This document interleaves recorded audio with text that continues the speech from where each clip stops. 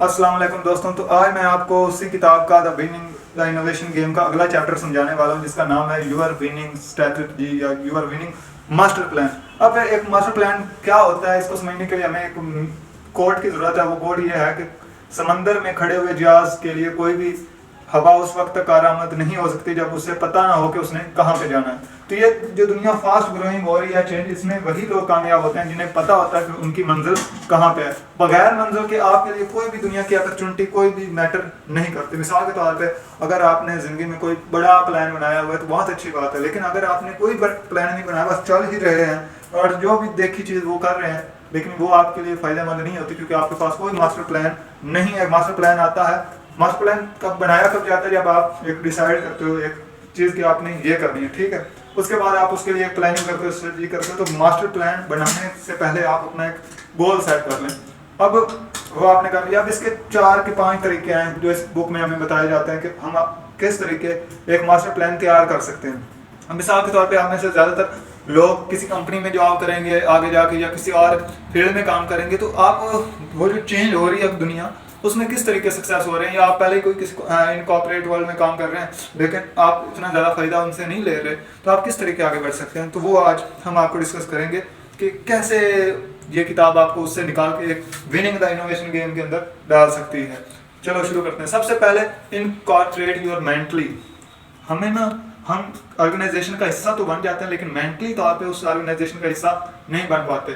उसकी सबसे बड़ी वजह यह है कि हमें पता ही नहीं कि हम उसमें क्या करने के लिए आए हैं, हमारे ऑब्जेक्टिव्स क्या हैं और हम किस तरीके हम उस ऑर्गेनाइजेशन को अपनी मर्जी के मुताबिक चला सकते हैं। और देखें, एक ऑर्गेनाइजेशन को 5-10 लोग चला रहे होते हैं, बाकी सारी ऑर्गेनाइजेशन उनके अंडर काम कर रही होती है और उस ऑर्गेनाइजेशन में कहीं ना कहीं आप भी मौजूद होते हैं, ठीक है। लेकिन आप देखोगे कि ऊपर 10 वाले लोग तो तरक्की कर रहे होते हैं, बाकी जितनी भी नीचे वाली आवाम होती है उनकी ना ग्रोथ होती है, ना उनकी तनख्वाहें बढ़ती हैं, ना वो इतने ज़्यादा आगे सक्सेसफुल होते हैं। जो अबव लेवल के होते हैं वो किस तरीके का माइंड रखते हैं, पहले वो रीड आउट करते हैं। वो खुद से 2 सिंपल सवाल पूछते हैं। सबसे पहले उनकी मंजिल क्या है और वो कंपनी को ऐसा क्या दे सकते हैं जिसकी वजह से कंपनी ग्रो करे, ठीक है। अब देखें, मैनेजर जो होता है वो अपने आइडियाज़ और वो मैनेज कर रहा होता है कि किस तरीके कंपनी को बेहतर तरीके से चलाए, और इस तरीके वो बहुत जल्द कंपनी को एक आइडिया देता है और थोड़ी सी अबव लेवल पे चला जाता है। इसी तरीके आपने चेंजेस को फाइंड आउट करना है और खुद को मेंटली तौर पे अटैच रखना है नई नई चीज़ों से। दूसरा जो सबसे इंपॉर्टेंट है वो है life long learner. Life long learner.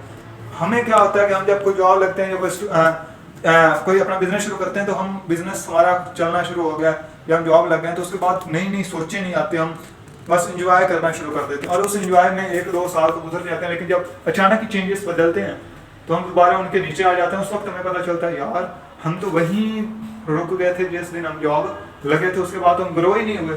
फिर इंसान कोई नया सोचता है और नया नया काम करता है, लेकिन आपको ऐसा नहीं करना। आपको मुसलसल कुछ ना कुछ तलाश करते रहना जो आपके लिए फ़ायदेमंद साबित हो, ठीक है। उसके बाद अगला है become the student of change.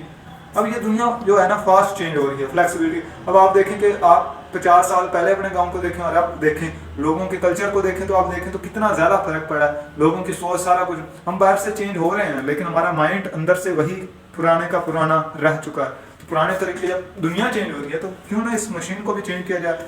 तो हमें स्टूडेंट ऑफ चेंज बनना पड़ेगा। अब देखें, चेंज आया, हमें रिएक्ट नहीं करना, हमें अडॉप्ट करना है। रिएक्ट, हम कहते हैं नहीं जी सानू एक चीज़ नहीं चाहिए, आपने ये नहीं करना, आपने उसके बारे में समझना है। एज अ स्टूडेंट अंडरस्टैंड करने की उसे कोशिश करनी है कि वो किस तरीके हमें फ़ायदा दे सकते हैं। फोर्थ है, अब ये इंपॉर्टेंट है क्यों ना कि ये ज़्यादातर मोस्टली लोग इसे फॉलो करते हैं, कि आपने हमेशा क्यूरियस रहना, ठीक है, क्यूरियस, और हमेशा चलते रहना, चलते रहना, चलते रहना। अगर आप ऐसा नहीं करोगे तो आप भी नाकाम हो जाओगे। ये 4 मतलब हैं इसमें जो बताए गए हैं बेसिकली, और इन चारों से ही आपको पता चल जाएगा कि आप क्या करते हो। लेकिन अगला जो 5वां स्टेप है वो बहुत ही बेहतरीन है। वो है अपना पहला आइडिया, जो ब्रेक थ्रू आइडिया है आपका, जो आपके माइंड से निकलता है और आपको लगता है कि ये कुछ कर दिखाएगा, उस आइडिया पे वर्क करना शुरू करना। असल में वही आपकी मंजिल है। जो आपका आइडिया है ना, आपका आइडिया जो आपकी सोच में आया, यार ये आइडिया कुछ मुझे लेकर कर सकता है, उसी आइडिया पे आपने अपना मास्टर प्लान बनाना है, उसी पे आपने वर्क करना है। बाकी चीज़ें करें, अपॉर्चुनिटीज आपको मिल रही हैं, अवेल करें, लेकिन आपकी मंजिल वो, क्योंकि आपको पता है कि अगर आप वहाँ तक जाओगे तो सक्सेसफुली एक्चुअल में होगे। बाकी सारी चीज़ें वैसी हो। शुक्रिया।